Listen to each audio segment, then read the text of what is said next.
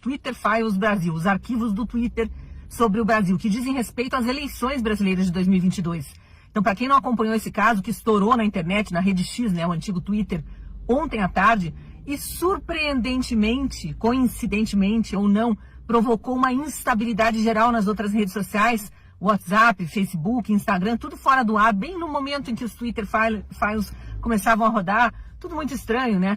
Mas, enfim, ontem à tarde caiu essa bomba sobre a internet brasileira, sobre o noticiário brasileiro, e como a gente sabe, né, que a imprensa pichuleco, a imprensa que vive de verbas governamentais, não vai dar o destaque merecido, a gente precisa aqui enfatizar em todos os nossos comentários, em todos os nossos jornais, na Rádio Ouro Verde, Gazeta do Povo, Revista Oeste, nas poucas mídias de comunicação, nos poucos veículos de comunicação que ainda buscam a verdade. E o que esses arquivos estão mostrando? Uma série de e-mails do antigo diretor do Twitter Brasil, que foram revelados agora pela nova turma que administra o Twitter, né, desde que Elon Musk assumiu, comprou, né, a empresa e assumiu a administração da empresa, uma série de e-mails do antigo diretor que revelam a pressão que ele sofria e que a empresa sofria aqui no Brasil do ministro Alexandre de Moraes. É nominado. Alexandre de Moraes está obrigando o Twitter, sem que haja um processo, sem o devido processo legal, né, a perseguir, ele fala lá em outras palavras, mas é a perseguir apoiadores do presidente Bolsonaro. Isso às vésperas da eleição de 2022, começou um ano antes, mais ou menos. O que ele determinava? Que alguns perfis fossem banidos, outros fossem, caíssem no famoso shadow ban, né? Fossem colocados de escanteio, que os seguidores não pudessem mais ter acesso àquelas contas, ao que aquelas pessoas diziam na internet. Eles não poderiam ser vistos, eles não poderiam ser ouvidos, eles não poderiam mais divulgar suas ideias. É censura, não tem outro nome.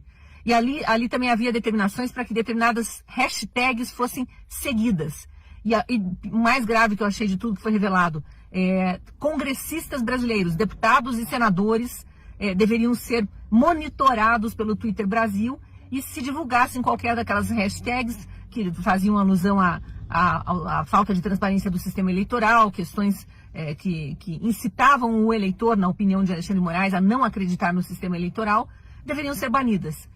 A questão agora é o que vai acontecer com essa denúncia. Será que vai ser mais uma que vai para baixo do tapete? Que a gente sabe que o governo Lula não tem interesse nenhum em investigar. Quando eu falo governo Lula, é todo o sistema. Rodrigo Pacheco, Arthur Lira, quer dizer, os comandos ali do Legislativo, no Judiciário muito menos, que Alexandre de Moraes domina os 11 do STF, é uma coisa impressionante. E no Executivo a gente sabe, né, que o projeto que está em vigor é um projeto de perseguição e vingança, nada mais do que isso. Então precisamos ficar atentos, porque agora tem as provas do crime. Né? O crime a gente já conhecia, o crime de censura. Em determinado momento da eleição, aquilo foi explícito, né? Alguns de nós faziam parte da Jovem Pan, eu inclusive, e sofremos censura na Jovem Pan. Na reta final da campanha, os jornalistas todos da emissora foram proibidos de mencionar determinadas palavras que diziam que Lula era o que ele é. E a emissora foi proibida de exibir algumas entrevistas, alguns arquivos. Entre eles, a do ex-ministro do STF, Marco Aurélio Mello, em que ele dizia claramente e argumentando por que Lula nunca foi inocentado, apesar daquela manobra feita no STF para que ele fosse descondenado, mas não houve houve a anulação não, o arquivamento do processo para que ele fosse reaberto em outra instância, em Brasília, mas não houve a anulação.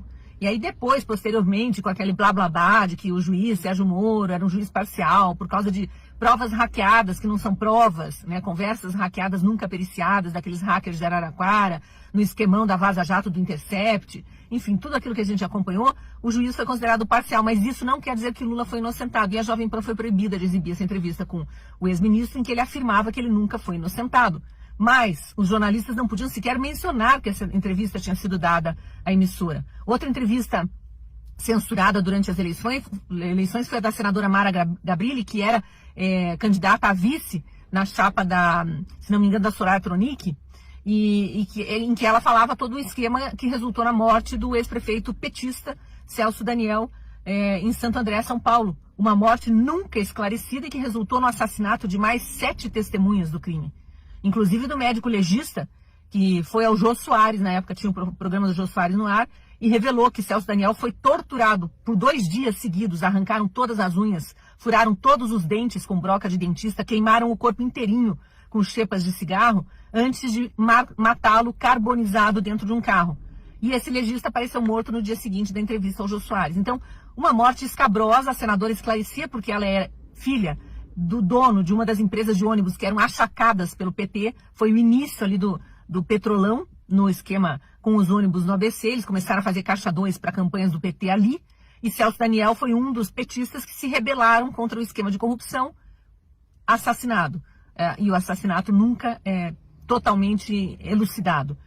E Mara Gabrilli falava sobre esse caso na época das eleições, falou inclusive num debate, e isso tudo foi abafado, a Jovem Pan proibida de exibir. Então agora a gente está vendo o resultado da censura aí de forma nua e crua, né? Todos os arquivos do Twitter colocados em público, e vamos ver como as instituições brasileiras que Alexandre de Moraes, Lula e tantos outros dizem defender, vão reagir a esse descalabro chamado Brasil.